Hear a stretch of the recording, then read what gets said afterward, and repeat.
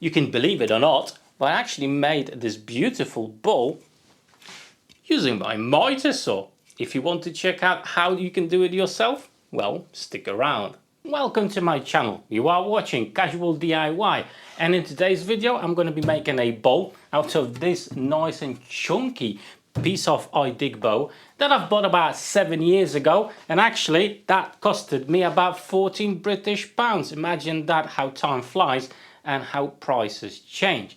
However, the way I'm actually going to be making this, as I do not have a lathe in my workshop, is actually using a Mitre saw, and this one is a cordless one from Evolution. So a couple of things. We're going to have a look how a cordless Mitre saw will actually tackle a project like this, and on top of it, it's something that I've actually seen on the internet recently, and it piqued my interest to actually use a Mitre saw to make a bowl. So I think it will be an interesting thing to see if it's actually safe to do that, and if it's feasible, if it's time consuming, or is it actually a good way of doing it. However, first of all, I do need to get a nice and square blank out of this. So I'm going to cut it to the right size. I'm going to run it through my jointer. Thickness planer. Okay, with all that sorted, now I'm just going to square up our blank. I'm going to go for 22 centimeters by 22 centimeters, and the current thickness of this block is 6.5 centimeters. And as you can see, I've set up a stop block, making sure that both of my cuts will be accurate. Alright, so the blank for our bowl is now ready. The next stage is to actually make a jig, very simple one, so it will help us to guide the blank and make repetitive cuts with our Mitre saw. Now with this task, the blade I've got currently has got 2mm curve, and I'm actually going to swap it for a bit thicker blade that's 3mm curve. I'm just hoping it will remove the material a lot quicker than the 2mm curve, as well 1mm may not sound a lot. However, if you're doing 100 cuts, then it may actually make a bit of a difference. The size of the bowl actually depends on the size of the blade you're gonna have, or how deep you're gonna set up the cut. So for the Mitre saw, what you really need is a sliding Mitre saw that does have a bit of a traveling distance. Plus, you're going to need a trenching option on your Mitre saw, i.e. a depth stop, okay? So it will stop at a certain depth as you're going to be plunging down the head of your saw.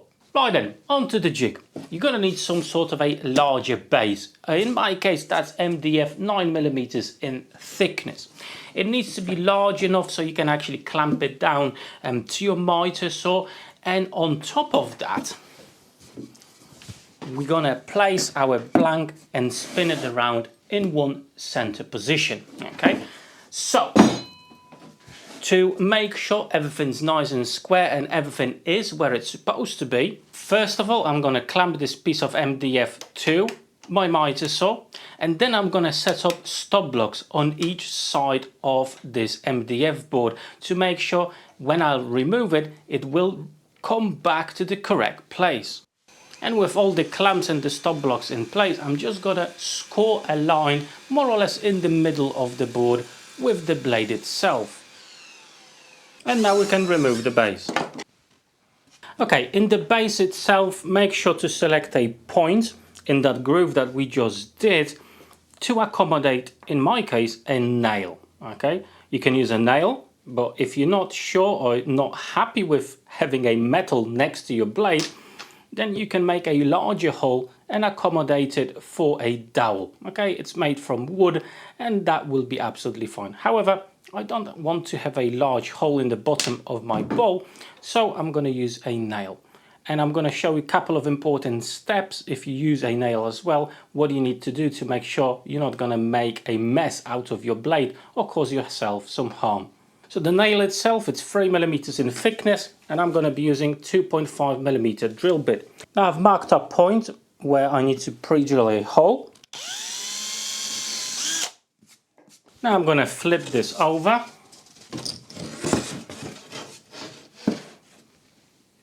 And hammer in the nail. Now obviously this nail is way too long, and I'm going to leave probably about 5 millimeters, not more than that, above the level of our base. There you go, that's perfect. Now we need to establish the middle of our block. And now with a 3mm drill bit, I'm just going to pre-drill a hole to accommodate the nail itself. To make sure the nail in the base doesn't pop out, I'm just going to add a bit of CA glue from both sides. Now let's install the base back and clamp it down in place. We need to establish the position of the head of our mitre saw, okay? So pick the tooth of your blade that will be the closest to the nail and lock this position in place. With the sliding motion of our mitre saw now locked in place, we need to establish the distance of the blade from the nail. I would suggest about 7 millimeters from the tip of the blade to the nail itself, as later on we'll have to lower the blade, lower the head just a little bit, probably about 2 millimeters, maybe 3, to smooth out the surface of our bolt inside. However, offer the piece of timber you've got, more or less place it in the middle as it would be. Okay, so I've got a middle point there, and offer it to your blade, as going that deep may mean that you won't have any edge on this side, and I definitely don't want that. So I'm going to raise this until I have probably about, well, 1 centimeter. So this depth is actually fine for me, and I'm going to set it up now. Now with all that set up, I can offer my blank onto the nail.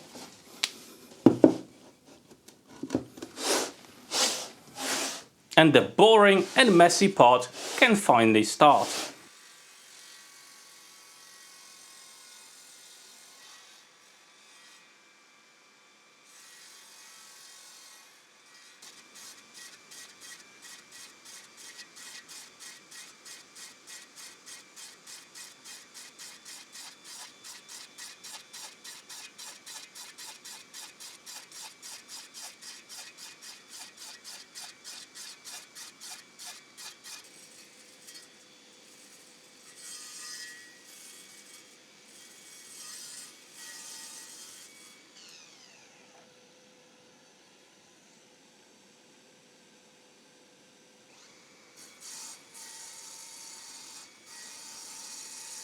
Well, you know what? It actually worked, and it worked really well.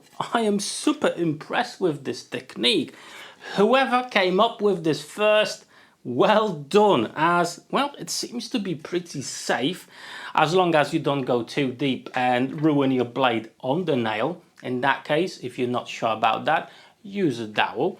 However, for me, the nail is absolutely fine because I've got a really nice and thick piece of material here, and the depth of this bolt is exactly what I wanted. Absolutely perfect. Obviously in this scenario you are limited to the size of the bolt when it comes to the size of the blade, so you're gonna more or less have the same size of the bolt each time. You can go a smaller blade to have a smaller diameter bolt, but yeah, for me this is actually quite good. And from safety perspective, yeah, you have to watch out not to get your hands too close to the blade itself, but you can actually just use a push stick if you're not feeling too comfortable with that. The only downside of this technique, yeah, it creates a bolt inside, however it's actually square on the outside, and you're gonna need additional tools to make sure it's round at the outside as well, unless, well, you actually want a square bolt.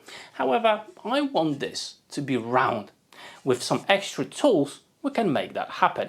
So, if you're happy with this shape, that's it for you. You don't have to watch the rest of the video. However, if you're interested to see how I'm gonna change this to a round shape, then stick around. But before we continue to the next stage, it actually took me just over 5 minutes to make the bowl shape inside, and the saw that I actually used for this is a battery operated one. Okay, I've got two 5-amp batteries. They were fully charged before the whole job started, and out of 4 bars I still got 2 left. Not bad going from the cordless Evolution Mitre saw. I do have some videos on this if you want to check it out. I'm going to leave some links for it down below. The first step in making our bowl outside round is actually to use a router. I'm going to go around the perimeter and establish a round shape of our bowl. I'm going to go probably about 2 centimeters deep on this stage. The job that the router had has now finished. Now I'm going to move on to my bandsaw to cut out the majority bulk of the material from the bowl.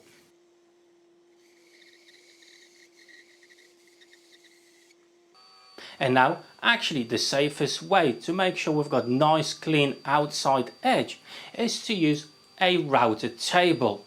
And I'm going to use a spiral bit to do that. I have now swapped the router bits from the flush trim to a roundover bit. For the top edge of the bowl, I'm going to go with a really light roundover. However, the bottom edge, I'm going to go with a very heavy one.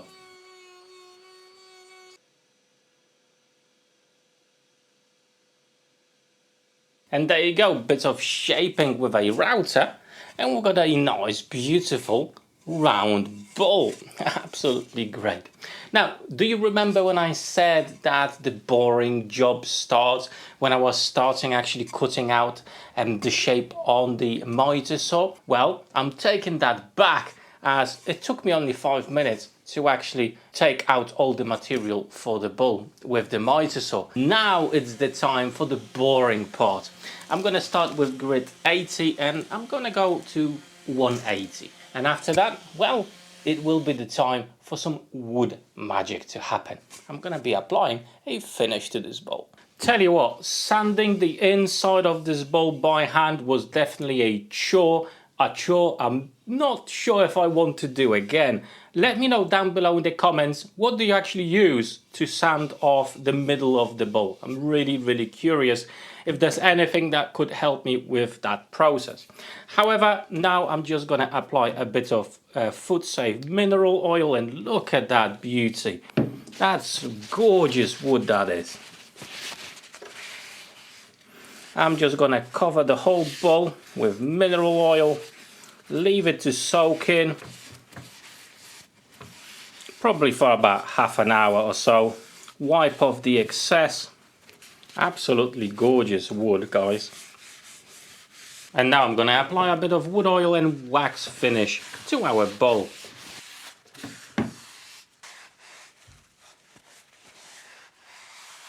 And there you go, we've got a finely finished product, and it didn't take that long at all. Beautiful bowl, and actually really nice and beautiful piece of timber as well. Now, whoever actually came up with this technique, kudos to them. It seems to be working, and it seems to be quite safe as well.